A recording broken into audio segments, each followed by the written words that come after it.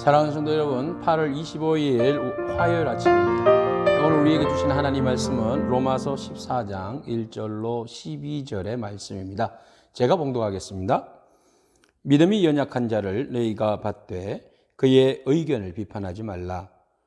어떤 사람은 모든 것을 먹을 만한 믿음이 있고 믿음이 연약한 자는 채소만 먹느니라. 먹는 자는 먹지 않는 자를 업신여기지 말고 먹지 않는 자는 먹는 자를 비판하지 말라. 이는 하나님이 그를 받으셨습니다. 남의 하인을 비판하는 너는 누구냐? 그가 서 있는 것이나 넘어지는 것이 자기 주인에게 있음에 그가 세움을 받으리니 이는 그를 세우시는 권능이 주께 있음이라. 어떤 사람은 이 날을 저 날보다 낮게 여기고 어떤 사람은 모든 날을 같게 여기나니 각각 자기 마음으로 확정할지니라. 나를 죽이는 자도 주를 위하여 중히 여기고 먹는 자도 주를 위하여 먹으니 이는 하나님께 감사하며 먹지 않는 자도 주를 위하여 먹지 아니하며 하나님께 감사하느니라. 우리 중에 누구든지 자기를 위하여 사는 자가 없고 자기를 위하여 죽는 자도 없도다. 우리가 살아도 주를 위하여 살고 죽어도 주를 위하여 죽나니 그러므로 사나 죽으나 우리가 주의 것이로다. 이를 위하여 그리스도께서 죽었다가 다시 살아나셨으니 곧 죽은 자와 산 자의 주가 되려 하심이라. 네가 어찌하여 내 형제를 비판하느냐? 어찌하여 내 형제를 업신여기느냐? 우리가 다 하나님의 심판대 앞에 서리라. 기록되었으되 주께서 이르시되 내가 살았노니 모든 무릎이 내게 꿇을 것이요 모든 혀가 하나님께 자백하리라 하였느니라. 이러므로 우리 각 사람이 자기 일을 하나님께 직고하리라. 아멘. 우리는 예수 그리스도로 인하여서 새 생명이 되었고 한 공동체가 되었습니다. 그 공동체는 유대인이나 헬라인이나 부자나 가난한 사람이나 모든 사람이 남자나 여자나 주인이나 종이나 모두가 다 그리스도 안에서 한 형제, 한 지체, 한 자매가 되었습니다. 그래서 우리의 삶은 온전히 하나님이 기뻐하시는 거룩한 산제사로서 영적 예배로 살아가는 존재가 되었습니다. 이제 우리가 하나님 나라의 상속자로서 공동체 안에 살아가는데 그 공동체가 온전히 하나님 기뻐하시는 삶의 공동체가 되기 위하여서 바울은 몇 가지 지침을 우리에게 말해주고 있습니다. 어제 본문 말씀에서 우리가 피차 서로 사랑하자, 사랑의 빛 외에는 우리가 아무 빛도 지지 말자라고 말하고 있습니다. 사랑하며 사는 공동체 안에 우리가 특별히 공동체를 바라보는 데 있어서 우리가 믿음이 성숙하면 상대적으로 다른 사람의 믿음에 대해서 내 스스로가 재판장이 되어서 그 사람을 비판하고 판단하려는 마음들이 생긴다는 것이지요. 그래서 오늘 바울은 말합니다. 우리가 본질과 비본질이 있는데 본질, 복음의 중심에서 벗어나지 않는 한은 우리가 이런 생각을 가지고 수도 있고 저런 생각을 가질 수도 있고 우리가 이렇게 주님을 섬길 수도 있고 저렇게 주님을 섬길 수 있다는 것이죠. 그러나 밑바탕에 예수 그리스도를 분모로 삼으면 분자는 위에 있는 것은 어떤 모양이든지 하나님께 감사하고 하나님께 영광 올려드리는 삶이라면 구태여 그 사람을 비난하거나 그 사람을 정죄할 필요가 없다라는 것이죠. 그래서 바울은 우리 공동체 안에서 믿음의 공동체 안에서 절대 없어져야 할 것, 업신여기는 것과 비판하는 것들에 대하여서 분명하게 지적하고 있습니다. 예를 들어서 이런 것이죠. 바울이 공동체 안에서 업신여기거나 비판하는 것에 대하여서 두 가지 현상이 교회 안에 일어났던 것이죠.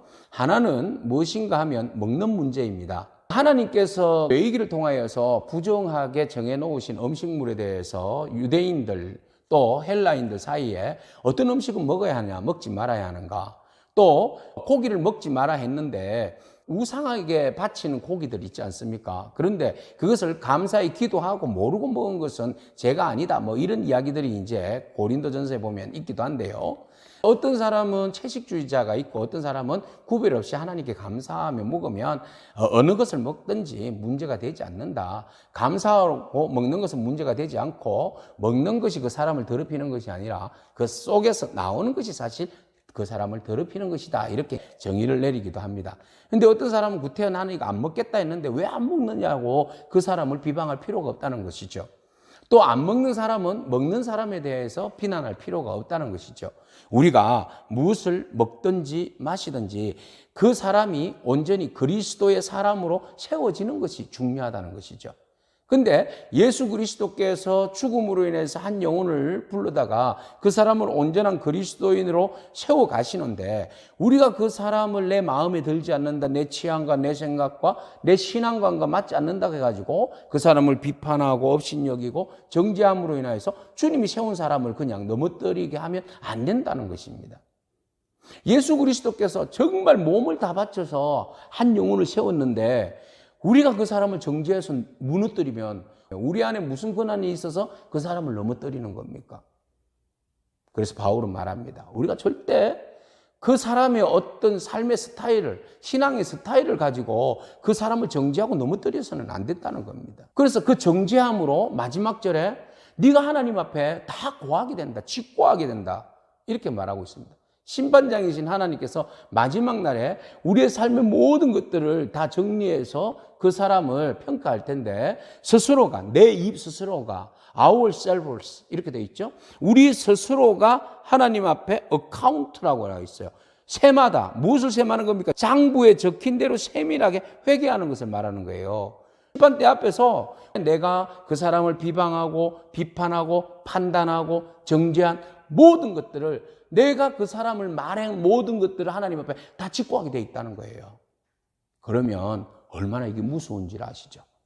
우리가 사람이 보든지 안 보든지 그 사람에 대해서 비방하고 비판하는 일들에 대해서 우리가 최대한 함구해야 한다는 것이죠. 그것이 정말 그 사람을 세우는 일입니까? 여러분 한번 생각해 보세요. 내가 말하는 그 사람에 대하여서 비판하고 비난하는 것들, 그 사람을 세우기 위함입니까? 그리스도께서 희생해서 자기 몸을 죽여서까지 그 사람을 세워놨는데 정말 그 사람을 세우기 위함입니까? 아니면 그 사람을 무너뜨리기 위함입니까? 세상 사람들은 그 사람을 무너뜨리고 그 위에 밟고 일어서야 자기가 온전히 입지가 세워진다라고 생각하고 있습니다. 그러나 우리 그리스도인은 가치관이 이제 달라져야 돼요. 예수님을 믿고 우리가 새 사람이 되었다면 이제는 우리의 말하는 가치관과 생각하는 가치관이 이제는 좀 달라져야 되지 않습니까? 이제 우리는 남을 비방하고 비난하여서 내가 그 위에 서는 것이 아니라 그 사람의 연약함을 붙들고 기도하고 세워주는, 그리스도와 함께 그 사람을 세워서 온전히 그리스도의 교회가 세워져 갈 수 있도록 하는 것이 우리의 역할이라는 것이죠. 바울은 말합니다.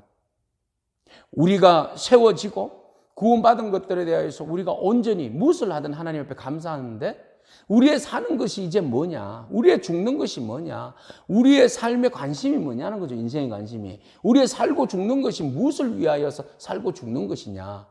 그리스도께서 그렇게 우리를 위하여 십자가에 못 박혀 돌아가셨고, 율법과 하나님의 그 의의 심판에 의하면 우리가 다 사형감인데, 그리스도를 통하여서 우리를 구원하여 주신 그 은혜를 입은 우리가 이제 무엇을 위해서 살아야 합니까? 여전히 과거와 똑같이 살아야 됩니까? 이건 아니라는 겁니다. 이제 우리의 삶이 좀 바뀌어서 가치관과 생각과 모든 삶이 이제 바뀌어서 그리스도와 함께 이제 내가 살아도 주를 위하여 살고 죽어도 주를 위하여서 죽고 공동체 안에서 형제 자매들을 세우는 일을 최우선적으로 하면서 살아가야 한다는 겁니다. 우리가 살다 보면 마음에 안 드는 형제 자매들 있잖아요. 정말 밉다. 어떻게 저렇게 말할 수 있지? 저렇게 행동하지? 정말 짜증난다. 그래서 그 생각을 가지고 있는 것들을 다른 사람 불러다가 막 이야기하고 정죄하고 속이 시원하게 후련하게 그렇게 하고 싶죠. 솔직히. 그러나 그렇게 말한 대로 우리가 그 말을 주님 앞에 직고하게 된다는 사실을 잊지 않기를 바랍니다. 그게 두려워서 안 하는 것이 아니라 이제 우리가 공동체 안에서 새 삶을 얻었잖아요. 그래서 말하고 싶어도 그리스도의 사랑으로 좀 품어주고 용납하고 세워가는, 그래서 그리스도 교회가 지체가 온전히 세움을 받는 그런 저와 여러분이기를 축복합니다.